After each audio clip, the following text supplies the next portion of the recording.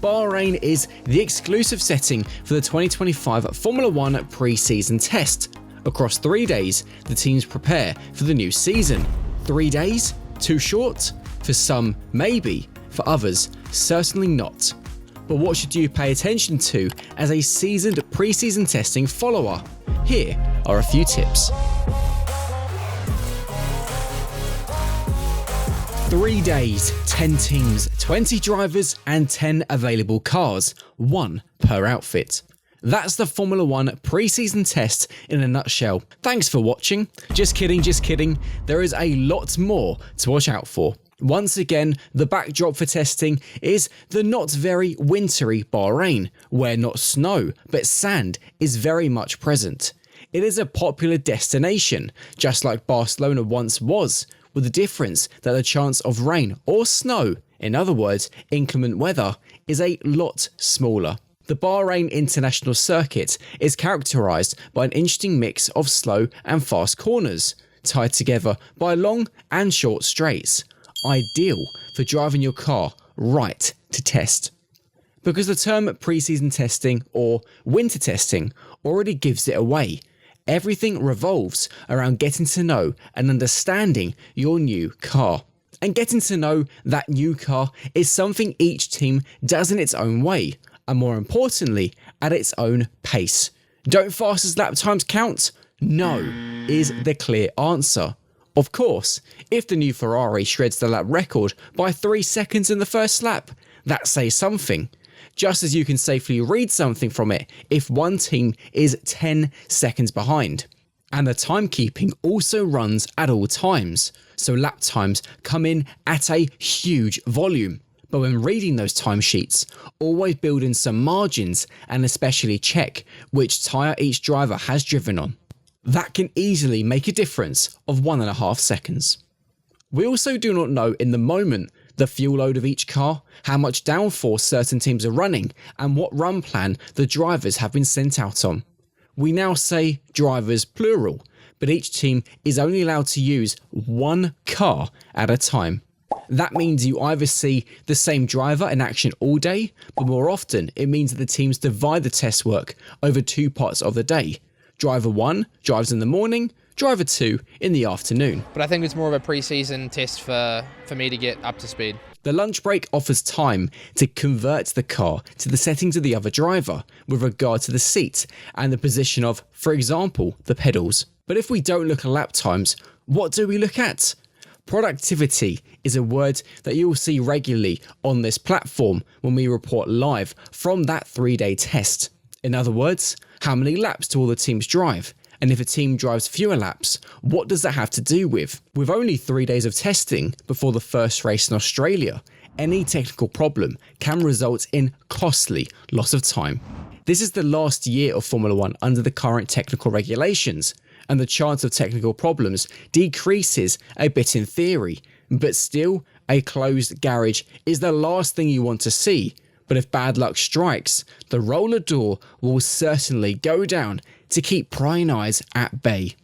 The simple premise is, the more laps you manage to drive, the more reliable you apparently are as a team. You'd rather have a reliable car that you can get up to speed than the lightning fast car that never sees the finish line without any prospect of improvement. To determine this reliability, it is important to subject all systems to a thorough evaluation. Is everything working properly, or are there still teething problems in the car? Just because certain themes seem to work well on the first fire up doesn't mean they will last 30 laps or a whole race distance. At some point, you will see race simulations, complete with pit stops and all, which also offers the mechanics the opportunity to sharpen their reflexes in the right context. Don't be surprised if the teams go out on track with complicated looking racks on the car, or the car seems to be smeared with a green substance. Both have roughly the same goal: to measure. One of those tools that the teams use are the aero racks. It is an indispensable tool for the aerodynamic setup of the car. They are like fishing nets of the airstream. Teams use them to see how the air moves around the car in real time, measuring where the air swirls, deflects, or just flows nicely. For example, they can discover where the downforce is too low and where they can improve to go through the corner at a higher speed. The racks contain hundreds of sensors that read the airflow down to the millimetre. And then there's also something like FlowViz. It is an innovative technology that helps teams to visualise the airflow, for example with special paint, usually in the colour of steak Sauber green. FlowViz helps teams visualise the airflow as accurately as possible.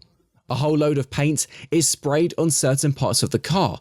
The driver is released, and after a few laps, you can see exactly where the paint has gone. Valuable information to set up your car even better. So it's all about optimizing your car and squeezing the most out of it. But on the other hand, caution is also advised because you don't want to make the competition any wiser.